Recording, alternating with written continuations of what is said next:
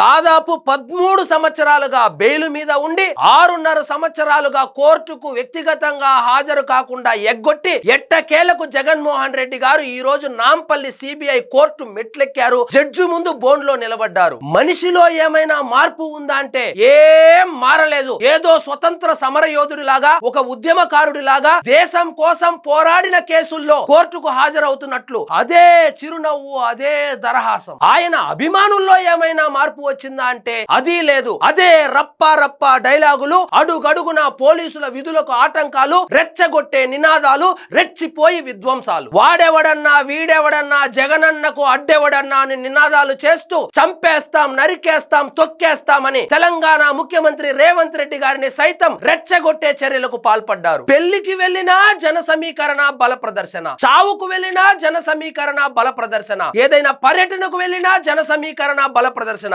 Airport కి వెళ్ళినా జన సమీకరణ బల ప్రదర్శన, ఆఖరికి కోర్టుకు వెళ్ళినా జన సమీకరణ బల ప్రదర్శన. ఇది చూస్తే ఏమీ లేని ఆకు ఎగిరెగిరి పడుతుంది, అన్ని ఉన్న ఆకు అణిగి మణిగి ఉంటుంది అనే సామెత గుర్తుకొస్తుంది అని తెలంగాణ ప్రజలు గుసగుసలాడుతున్నారు.